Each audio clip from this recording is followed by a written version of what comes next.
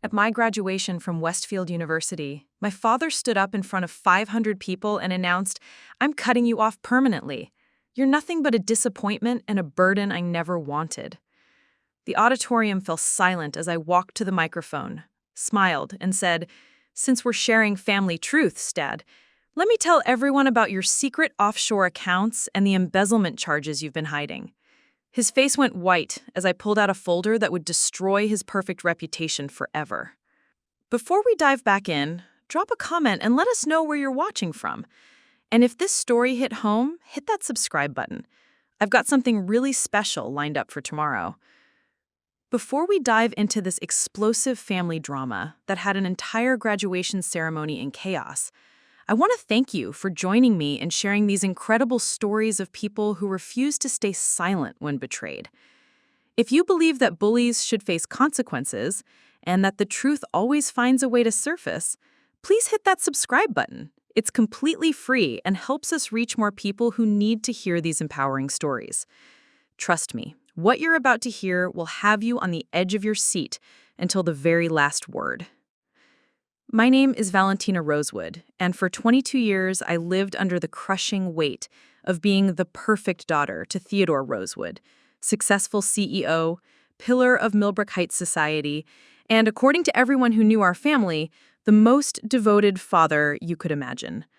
At least, that's what the cameras saw at charity galas, and what the newspaper articles wrote about our picture-perfect family dynamic. The truth? Theodore Rosewood was a master manipulator who had spent my entire life grooming me to be his personal trophy, a walking advertisement for his success as both a businessman and a father. Every achievement I earned, every award I received, every scholarship I won, he claimed as evidence of his superior parenting. But the moment I stopped being useful to his image, the moment I dared to have my own opinions and dreams that didn't align with his vision, I became nothing more than dead weight he was eager to cut loose. I had just graduated, summa cum laude, from Westfield University with a degree in investigative journalism, a choice that had infuriated him from day one. He wanted me to study business, to join his company, Rosewood Financial Solutions, and eventually take over his empire. When I chose journalism instead, specifically investigative journalism focused on corporate corruption, he made it clear that I was making the biggest mistake of my life. "You're throwing away everything I've built for you," he had said during our last private conversation 3 months before graduation. "You want to be some crusading reporter making $30,000 a year when you could be running a multi-million-dollar company? Fine, but don't expect me to fund your delusions of grandeur." That conversation took place in his corner office on the 42nd floor of the Rosewood Tower in downtown Millbrook Heights, the gleaming monument to his success that dominated the city skyline. The walls were covered with awards, photos of him shaking hands with politicians and celebrities, and framed articles about his business acumen. Everything in that office was designed to intimidate, to remind visitors of exactly how powerful and important Theodore Rosewood was. What he didn't know was that his own daughter had been investigating him for the past 8 months. It started innocently enough. For my senior thesis project, I needed to write an exposé on corporate financial irregularities. My journalism professor, Dr. Elena Hartwell, had encouraged us to dig deep, ask hard questions, and follow the money trail wherever it leads. She probably never imagined that one of her students would end up investigating her own father. Initially, I was planning to focus on some faceless corporation, but then I remembered something that had always bothered me about my father's business. Rosewood Financial Solutions claimed to manage investment portfolios for high-net-worth individuals, but I'd never quite understood how a company based in Millbrook Heights, a mid-sized city with a population of 200,000, could generate the kind of massive profits that funded our family's lavish lifestyle. We lived in Crimson Manor, a sprawling estate on the exclusive Maple Ridge Drive, complete with a pool, tennis court, and staff quarters. My father drove a different luxury car every month.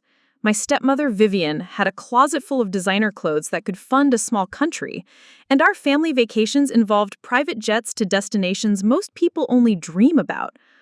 All of this from managing investments for wealthy locals? The math had never quite added up. So I started digging. What I found made my blood run cold. Rosewood Financial Solutions wasn't just managing investments, it was operating as a sophisticated money laundering operation for several criminal organizations. Dirty money came in through fake investment accounts, got shuffled through a complex web of offshore shell companies, and came out clean on the other side. My father wasn't just a successful businessman, he was a criminal who had built his empire on laundered drug money, human trafficking profits, and funds stolen from pension accounts across 3 states. The deeper I dug, the more horrifying it became. The Crimson Hills retirement community, the nursing home where dozens of elderly residents had lost their life savings, those funds had been funneled through my father's accounts. The children's cancer charity that had mysteriously lost half its donations 2 years ago, my father had skimmed those funds to buy his latest Ferrari. Every luxury I'd enjoyed, every private school tuition payment, every designer dress I'd worn to charity galas, all of it had been purchased with money stolen from people who trusted my father with their life savings. But here's what made this graduation day particularly perfect for my revenge. Theodore Rosewood had invited everyone who mattered in Millbrook Heights to watch his perfect daughter graduate. The mayor was there, city council members, police chief, local business leaders, reporters from the Millbrook Tribune. Even Congressman Bradley Ashford had flown in specially to see the daughter of his dear friend and generous campaign contributor receive her degree. My father had spent weeks bragging to anyone who would listen about how proud he was, how this graduation would be the culmination of everything I've worked to achieve as a father. He'd reserved an entire section of the auditorium for his guests, had arranged for professional photographers to capture every moment, and had even hired a videographer to document the ceremony for posterity. What he didn't know was that I had invited a few special guests of my own.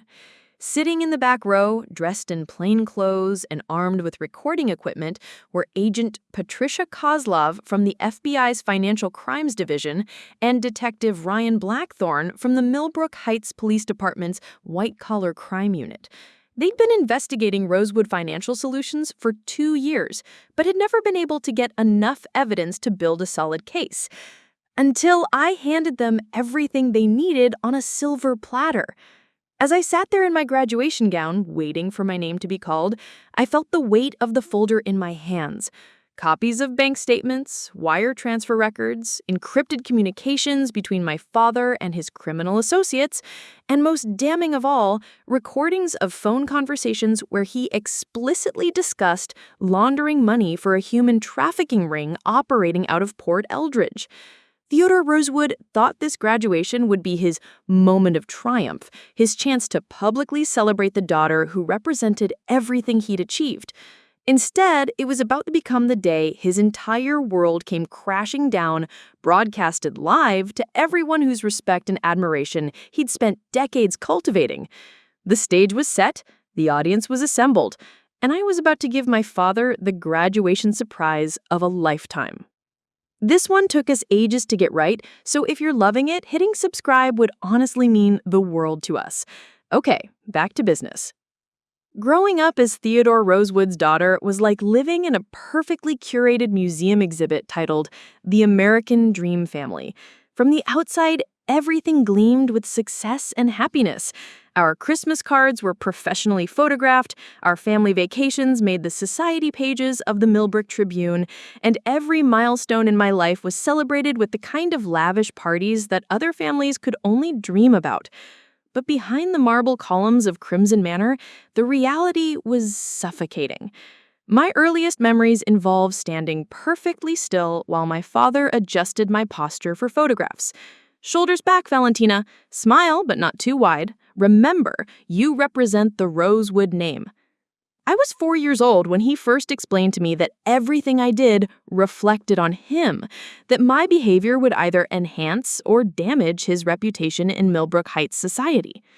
My biological mother, Catherine, had died in a car accident when I was 6, something my father rarely discussed except to mention how tragic it was when people asked. What he never told anyone was that Catherine had been planning to leave him. I found her diary years later, hidden in the attic, where she'd written about discovering suspicious financial documents and planning to take me away from Theodore's increasingly dangerous business dealings. The car accident that killed her had conveniently occurred the day before she was supposed to meet with a divorce attorney. 2 years after my mother's death, Theodore married Vivian Ashworth, a stunning blonde socialite from Harbor Springs, who was 15 years younger than him and seemed more interested in his bank account than in being a stepmother. Vivian treated me like an expensive accessory that came with the marriage, useful for photo opportunities, but otherwise an inconvenience. "Your father has worked so hard to build this life for us," Vivian would say whenever I showed any sign of independence or questioned our family lifestyle. Gratitude. That word haunted my entire childhood. I was supposed to be grateful for the designer clothes, grateful for the private tutors, grateful for the prestigious boarding school, grateful for every privilege that Theodore's money could buy. But I was never allowed to ask where that money came from or why my father's business meetings often involved men with Eastern European accents who carried briefcases and spoke in hushed tones. At Ashbourne Preparatory Academy, the exclusive boarding school I attended from age 14 to 18, I was known as Theodore Rosewood's daughter first and Valentina second. My teachers treated me with a mixture of deference and expectation that made genuine friendships nearly impossible. Everyone assumed that my life was perfect, that I had everything I could possibly want. What I wanted was answers. The summer before my senior year at Ashbourne, I was 17 and working as an intern at the Millbrook Tribune, a position my father had arranged to give you some real-world experience before college. He thought journalism would be a harmless hobby, something I'd pursue for a year or two before coming to my senses and joining the family business. That internship changed everything. My supervisor, veteran reporter Derek Holloway, assigned me to help research a story about pension fund irregularities affecting retirees in the Millbrook Heights area. Dozens of elderly residents had discovered that their retirement savings had been systematically drained through unauthorized investments and questionable fees charged by their financial management company. "It's probably just incompetence," Derek said, handing me a stack of financial documents to review. "But something feels off about these numbers. See if you can spot any patterns." I spent 3 days poring over bank statements, investment records, and fee schedules before I saw it. Buried in the fine print of dozens of contracts was the name Rosewood Financial Solutions, listed as a consulting partner for the management company that had stolen the retirees' money. My hands shook as I stared at my father's company letterhead on document after document. This wasn't incompetence. It was systematic theft, and my father's company was right in the middle of it. That night, I confronted him in his study at Crimson Manor. The room was decorated with hunting trophies and first edition books that I was certain he'd never read, all carefully chosen to project an image of old money's sophistication. Theodore sat behind his massive mahogany desk, reviewing contracts with his usual air of casual authority. "Dad," I said, my voice barely steady, "I need to ask you about something I found at the Tribune." He looked up with mild interest, probably expecting questions about my college applications or requests for spending money. Instead, I placed copies of the financial documents on his desk. "Why is Rosewood Financial Solutions connected to the pension fund fraud affecting the Crimson Hills retirement community?" For just a moment, maybe 3 seconds, I saw something flicker across his face. Fear, maybe? Or calculation. Then his expression hardened into the cold mask I'd learned to recognize whenever anyone questioned his authority. "Valentina," he said slowly, "you're 17 years old. You don't understand complex financial structures or the nuances of legitimate business partnerships. What you found is evidence of our company providing consulting services to help recover stolen funds, not evidence of wrongdoing." But his explanation felt rehearsed, too smooth, like he'd prepared for this conversation long before I'd stumbled onto the truth. Then why haven't any of the retirees gotten their money back? Why are more people losing their savings every month? Theodore stood up, his 6'3" frame towering over me in a way that had intimidated me since childhood. And because, he said with icy calm, little girls who don't understand business shouldn't go around making accusations that could destroy innocent people's reputations. The threat in his voice was unmistakable. But instead of backing down like I always had before, I felt something new stirring inside me.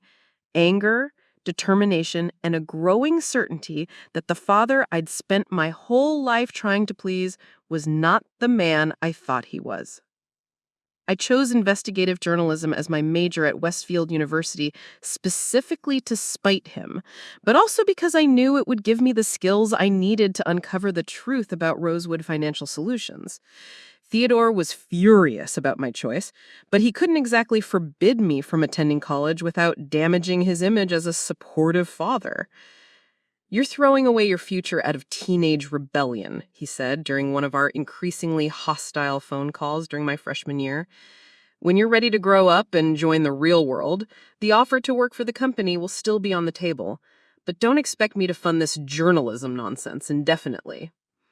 What he didn't know was that I'd already started building a case against him. Dr. Elena Hartwell, my journalism ethics professor, became an invaluable mentor. She'd spent 15 years as an investigative reporter for the Washington Herald before moving into academia, and she recognized something in me that reminded her of her younger self: a stubborn refusal to accept easy answers and an almost obsessive need to follow stories to their conclusion. "The best investigative journalists," she told me during office hours one afternoon, "are the ones who are willing to pursue truth even when it's personally costly, even when it means investigating people they love." Under her guidance, I spent my college years learning how to trace financial records, how to identify shell companies, how to find connections between seemingly unrelated business entities. I studied money laundering techniques, learned about cryptocurrency exchanges and offshore banking, and mastered the art of building airtight cases that could withstand legal scrutiny. And slowly, methodically, I began investigating my own father. By my junior year, I had uncovered a sophisticated criminal enterprise that made the pension fund theft look like petty crime. Rosewood Financial Solutions wasn't just stealing from retirees. It was laundering money for drug cartels, human trafficking organizations, and corrupt politicians across 3 states. The operation worked like this. Dirty money would come into the country through various illegal channels.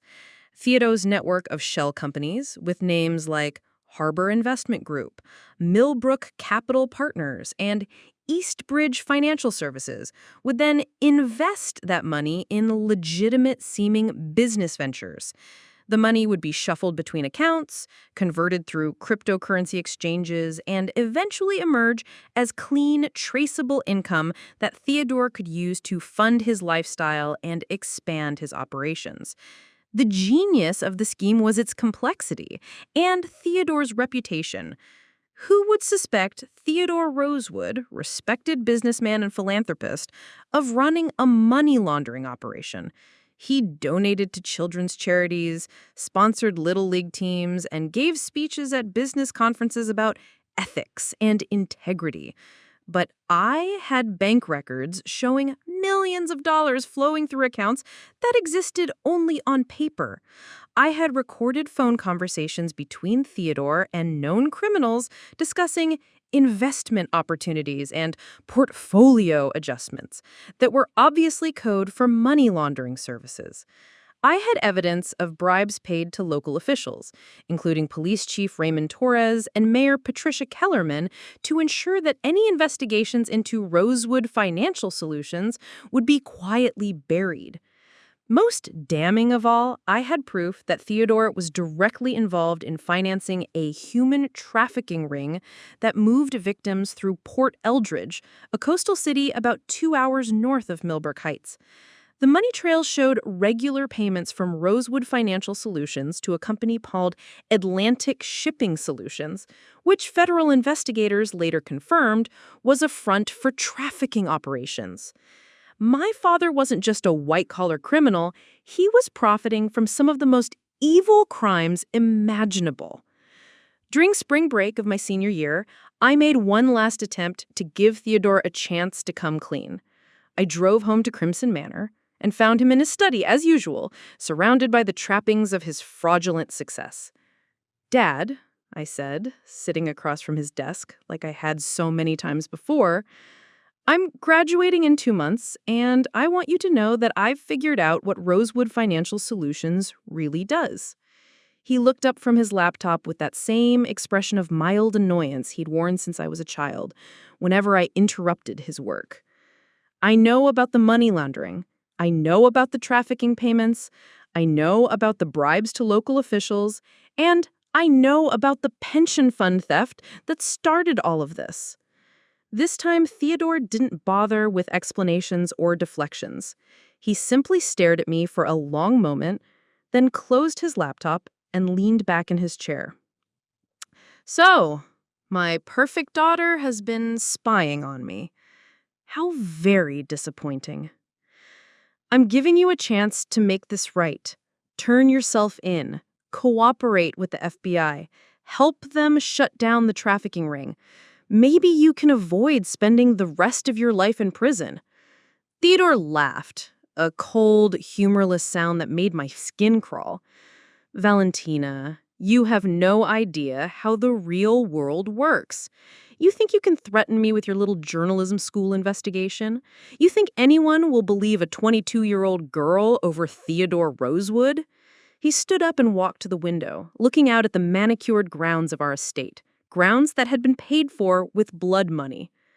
"Here's what's going to happen," he said without turning around. "You're going to graduate from your little journalism program, and then you're going to disappear from my life.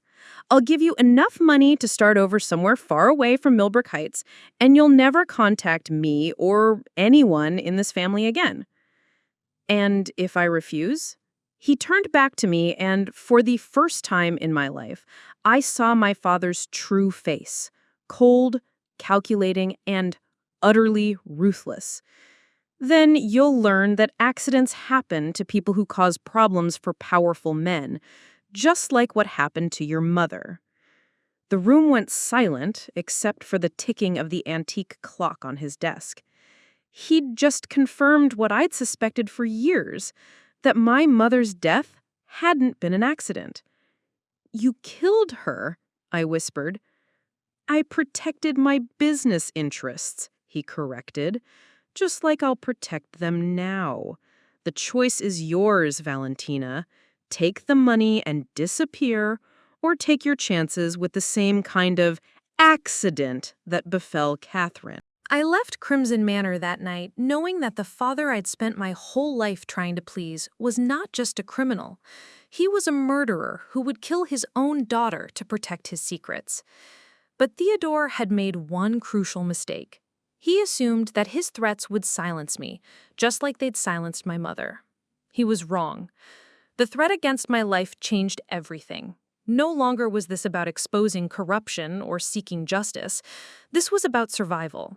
Theodore had made it clear that he would kill me just as he'd killed my mother, and I knew he had both the resources and the connections to make it look like an accident.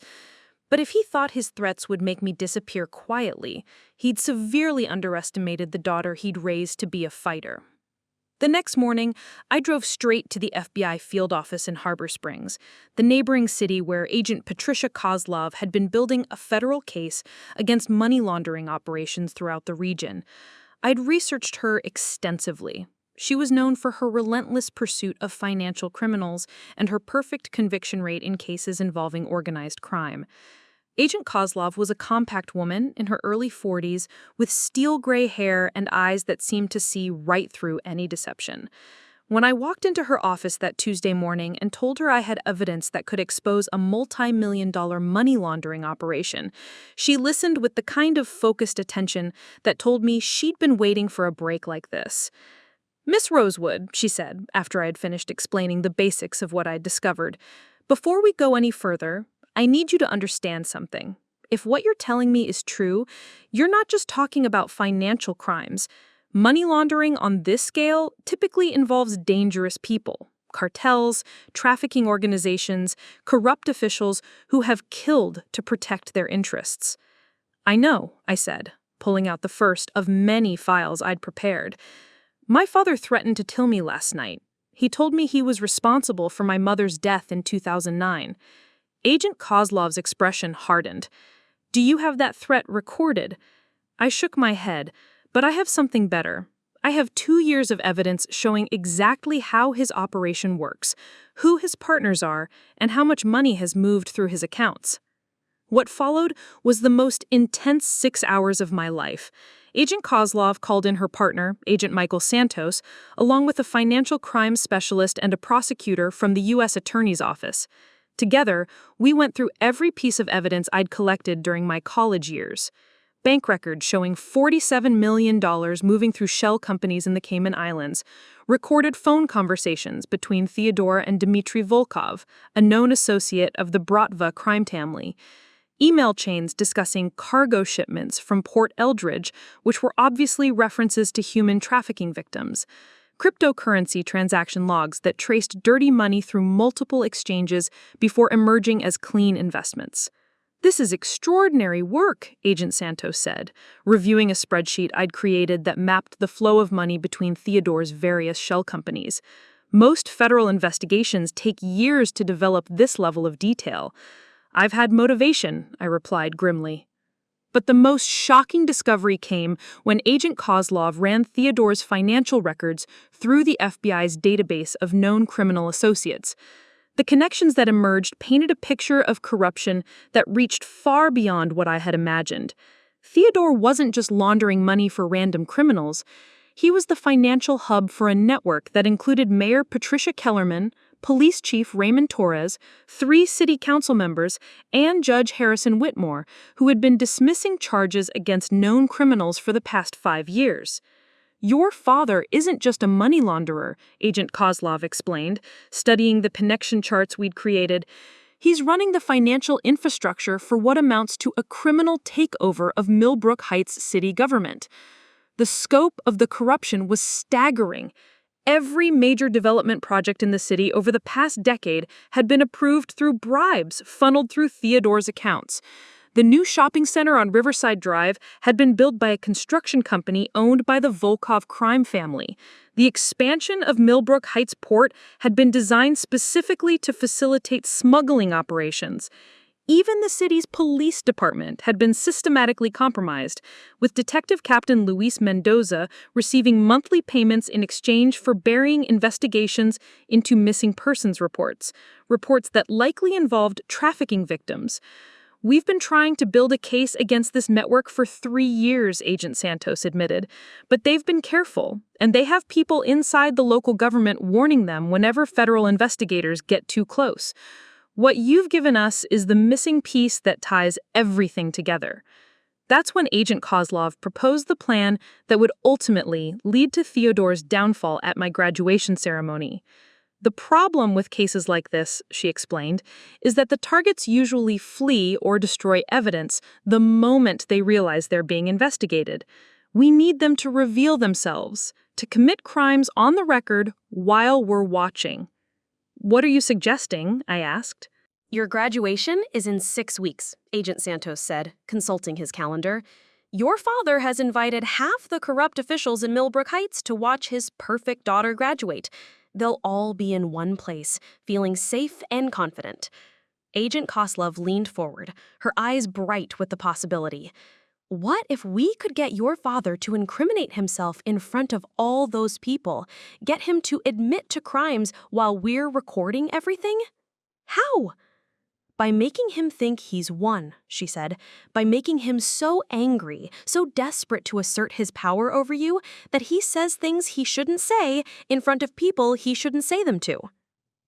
The plan they outlined was audacious and dangerous. I would return to Millbrook Heights and pretend to submit to Theodore's threats. I'd tell him I was taking his money and leaving town after graduation, that I was giving up journalism and would never bother him again.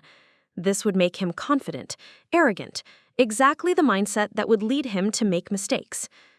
Meanwhile, Agent Koslov would work with Detective Ryan Blackthorne, one of the few honest cops left in the Millbrook Heights Police Department, to position undercover federal agents throughout the graduation ceremony. They'd have recording equipment, cameras, and backup teams ready to move the moment Theodore incriminated himself. The key, Agent Santos explained, is that we need him to confess to specific crimes in front of witnesses who can't be bought or intimidated. Federal agents, honest local cops, maybe even some journalists if we can arrange it. But how do we get him to confess? I asked. He's not stupid. He won't just start talking about money laundering in the middle of my graduation. Agent Koslov smiled grimly. Because you're going to give him a reason to threaten you publicly. You're going to do something that makes him so angry, so desperate to reassert control over you, that he says things he shouldn't say in front of people he shouldn't say them to. The next 4 weeks were the most terrifying and exhilarating of my life. During the day, I played the role of the defeated daughter, calling Theodore to apologize and telling him I'd accepted his offer to disappear after graduation, that I was giving up journalism and would never bother him again. This would make him confident, arrogant, exactly the mindset that would lead him to make mistakes. Meanwhile, Agent Koslov and her team had been busy preparing for graduation day. They'd identified every corrupt official who would be attending and positioned federal agents to monitor their reactions when Theodore inevitably revealed too much. They'd also coordinated with honest journalists, including Derek Holloway from the Millbrook Tribune, to ensure that everything would be documented and reported.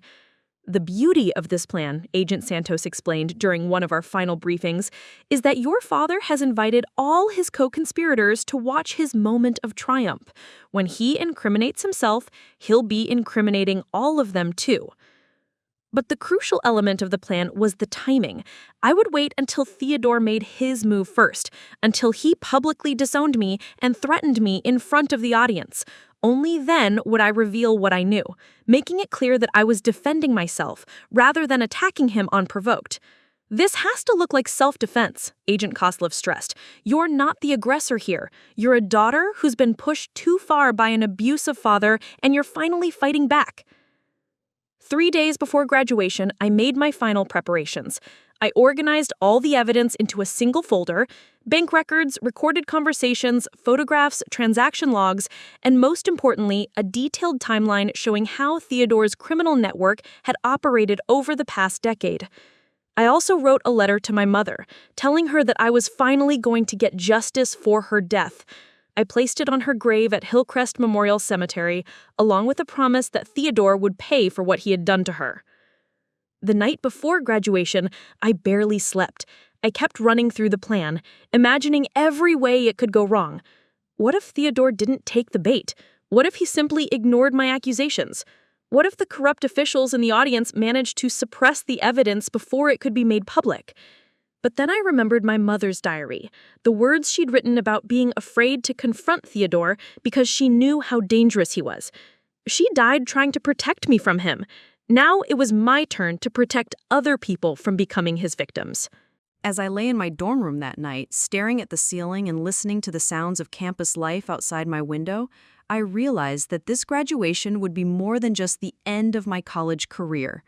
It would be the day I finally became the person my mother had wanted me to be, someone who fought for justice regardless of the personal cost. Tomorrow, Theodore Rosewood would learn that the perfect daughter he'd spent 22 years molding had become his perfect enemy. And unlike my mother, I wasn't going to die quietly. Graduation day arrived with perfect weather, clear skies and warm sunshine that seemed to mock the storm I was about to unleash.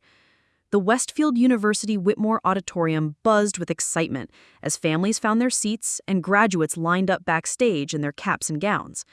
For everyone else, this was a celebration of achievement and new beginnings. For me, it was D-Day. I spotted Theodore immediately in his reserved section, 4th row center, surrounded by the corrupt elite of Millbrook Heights like a king holding court. Mayor Patricia Kellerman sat to his right, her campaign smile perfectly in place as she chatted with Police Chief Raymond Torres.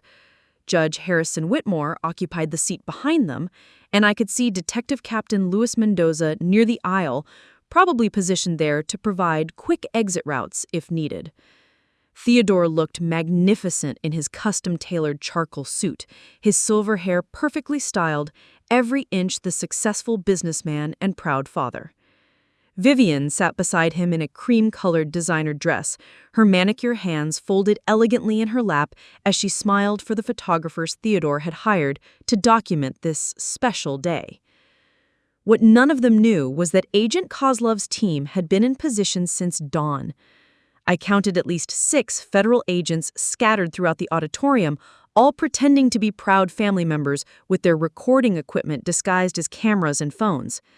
Derek Holloway from the Millbrook Tribune sat 3 rows behind Theodore, his experienced reporter's instincts already picking up on the unusual tension in the air. As we graduates filed onto the stage, I caught sight of Agent Santos near the back exit, his hand resting casually near his concealed weapon. Detective Blackthorne stood against the wall with other local law enforcement, but unlike his corrupt colleagues, he was there to ensure justice rather than cover it up. The ceremony began with the usual pomp and circumstance. Dean Margaret Thornfield delivered opening remarks about bright futures and limitless possibilities. The valedictorian, Jessica Chen, gave an inspiring speech about overcoming challenges and staying true to your principles, words that felt prophetic given what I was about to do. As my name approached in the alphabetical order, my heart pounded so hard I was certain everyone could hear it. The folder containing Theodore's downfall sat in my hands like a loaded weapon, heavier with each passing minute. Valentina Rosewood. The moment had arrived. I stood up, smoothed my graduation gown, and began walking toward the stage to receive my diploma. This was supposed to be my proud moment, my academic triumph, my transition into adulthood. Instead, it was about to become the most public family destruction in Millbrook Heights history. I was halfway down the aisle when Theodore rose from his seat. "Wait!" he called out, his voice carrying easily through the suddenly silent auditorium. Every conversation stopped. Every head turned towards him. Even the dean paused mid-gesture on the stage. "Before my daughter receives her diploma," Theodore continued, his tone measured and authoritative, "I have something important to say." A murmur rippled through the crowd. This was unprecedented. Family members didn't interrupt graduation ceremonies to make speeches, but Theodore Rosewood commanded enough respect and fear in Millbrook Heights that no one dared stop him. "Valentina," he said, looking directly at me with those cold blue eyes that had intimidated me my entire life, has chosen to pursue a career path that goes against everything our family stands for. She's decided to become a so-called investigative journalist, dedicating her life to tearing down successful people rather than building something meaningful. The auditorium was dead silent now. Graduates on the stage craned their necks to see what was happening. Parents held their phones up, recording this unexpected drama. "As her father," Theodore continued, his voice growing stronger and more confident, "I cannot in good conscience continue to support someone who has shown such poor judgment and lack of loyalty to her family. Effective today, I am cutting off all financial support. Valentina will receive no inheritance, no trust fund, no assistance of any kind from the Rosewood family." Gasps echoed through the auditorium. Vivian placed her hand over her heart in a gesture of manufactured shock, though I could see the satisfaction in her eyes. Several of Theodore's business associates nodded approvingly, as if they'd expected this moment. But Theodore wasn't finished.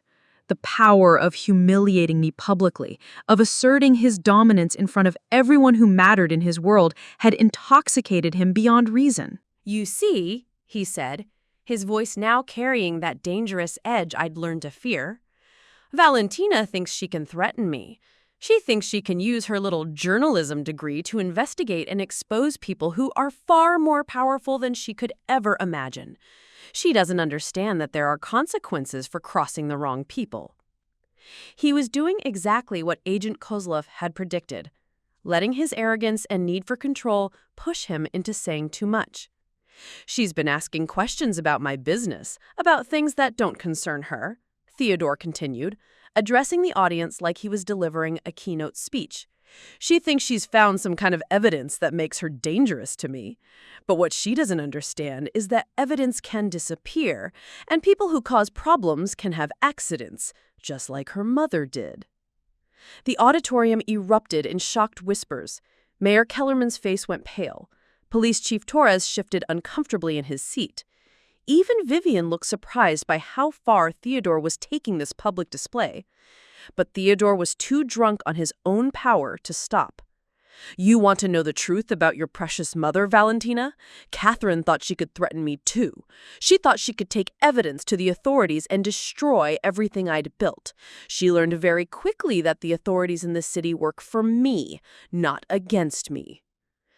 Judge Whitmore started to stand up, probably recognizing that Theodore was confessing to murder in front of 500 witnesses, but Theodore waved him back down.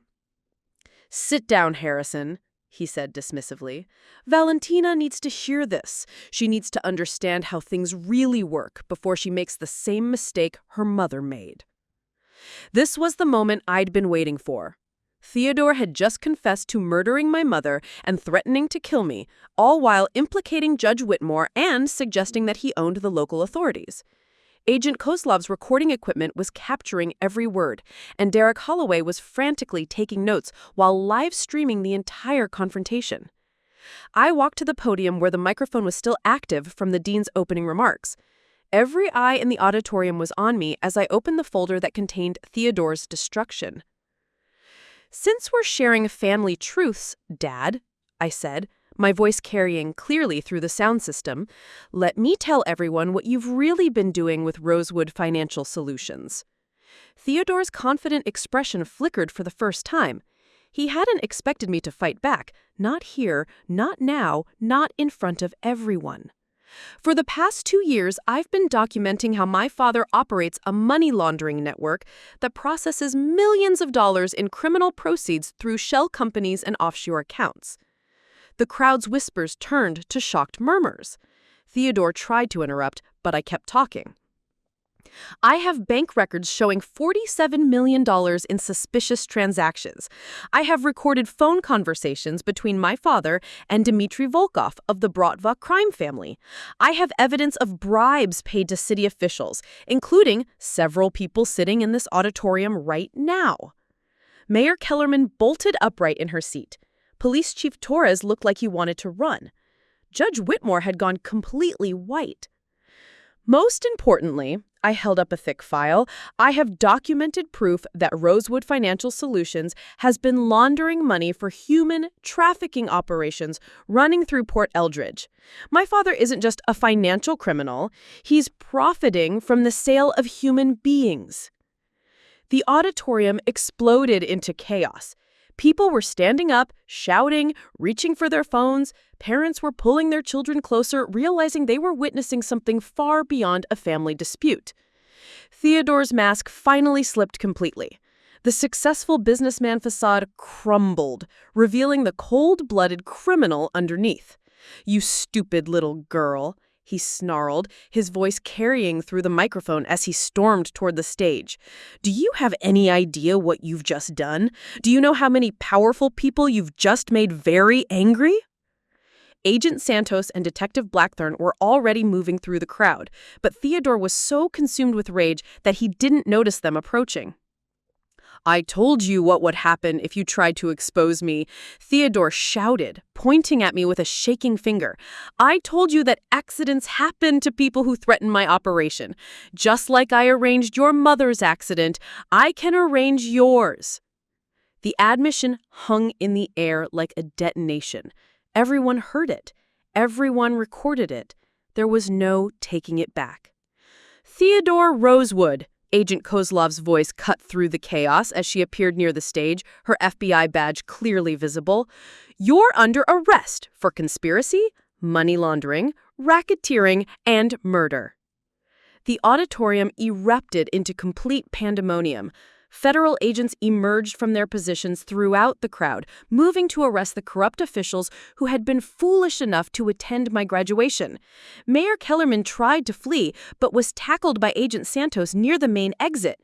Police Chief Torres attempted to draw his weapon, but found Detective Blackthorn's gun already pointed at his head. Judge Whitmore simply sat in his chair, his head in his hands, knowing his career and freedom were over. Vivienne screamed and fainted dramatically, though whether from genuine shock or calculated performance was unclear. As federal agents surrounded Theodore and read him his rights, he looked up at me with pure hatred in his eyes. "You have no idea what you've started," he hissed. "These people have connections you can't imagine. They'll come for you, and when they do—" "Actually," Agent Kozlov interrupted, snapping handcuffs around his wrists, "the people you're referring to have been under federal surveillance for months. We've been waiting for someone to give us enough evidence to bring down this entire network. Your daughter just handed us the biggest organized crime bust in this state's history."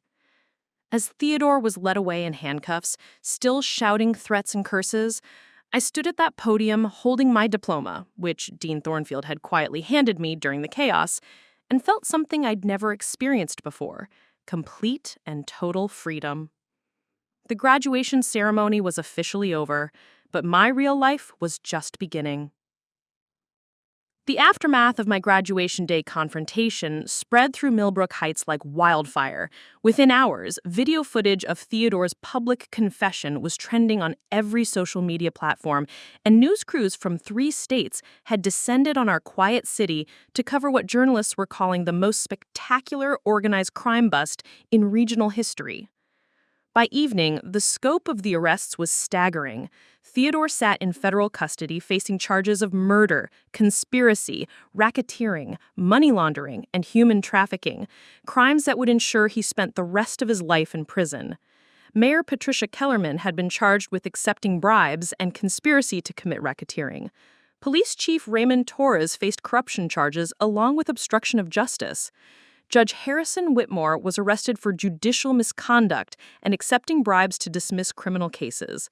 Detective Captain Luis Mendoza was found shot dead in his car outside the federal courthouse, apparently a victim of the very criminal organizations he'd been protecting. The message was clear: there would be no loose ends left to testify against higher-level operators.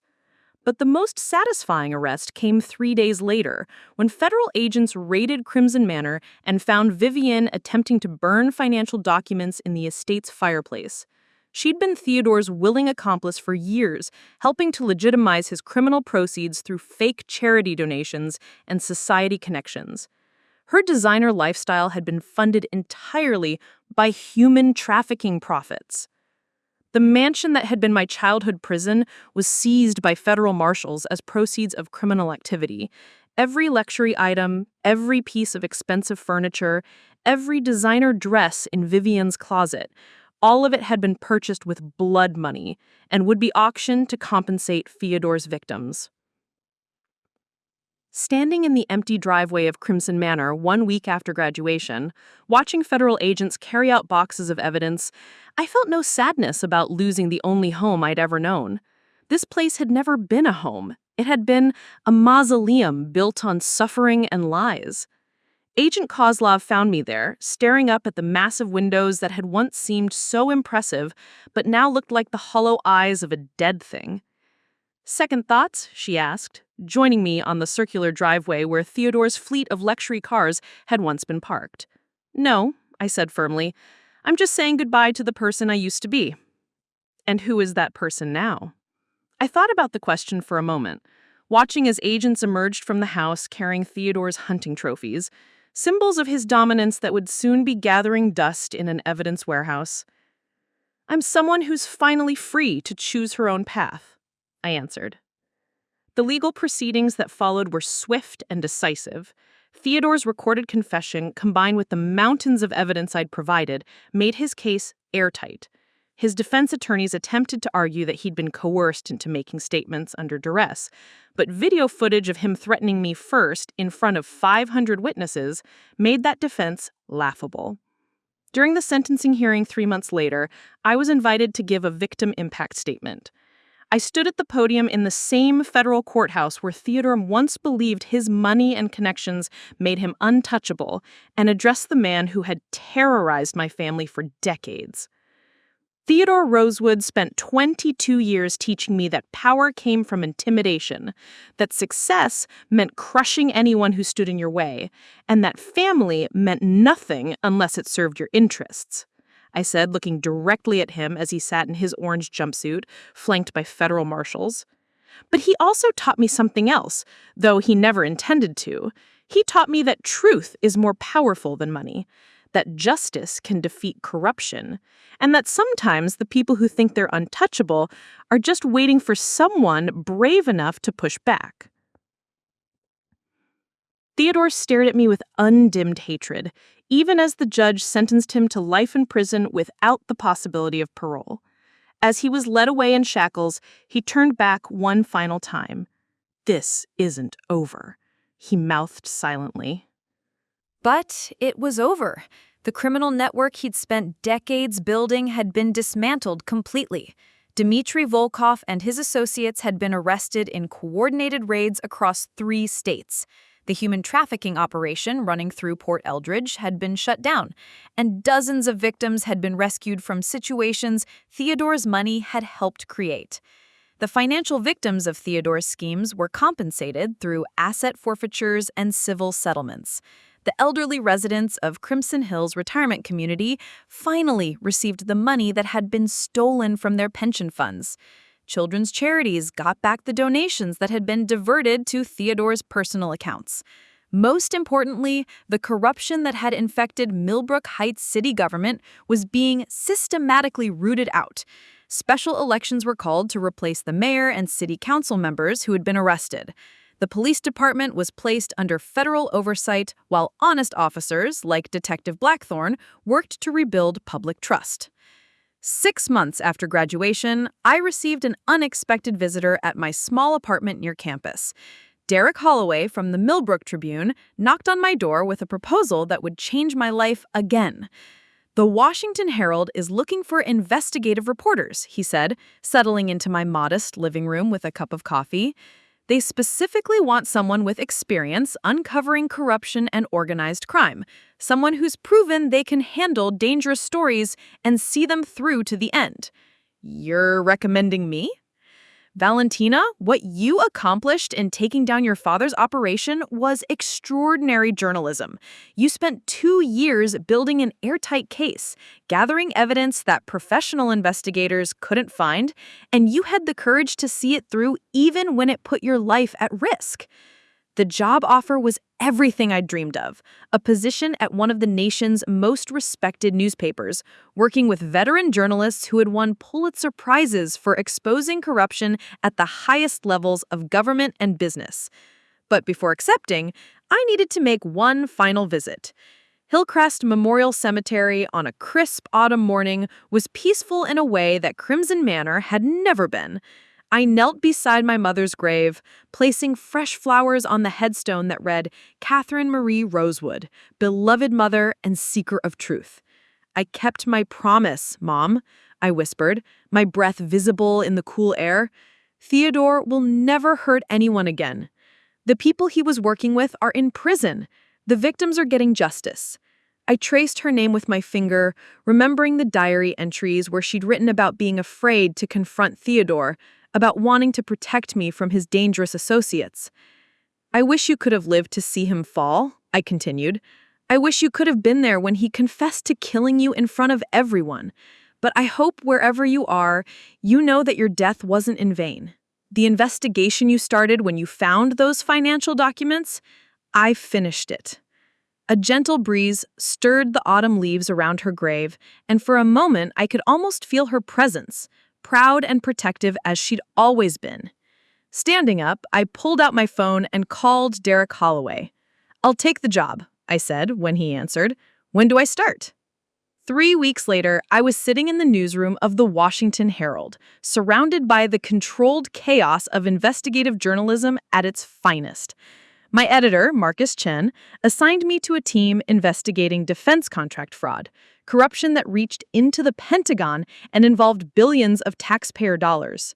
"Think you can handle going after powerful people again?" he asked with a knowing smile.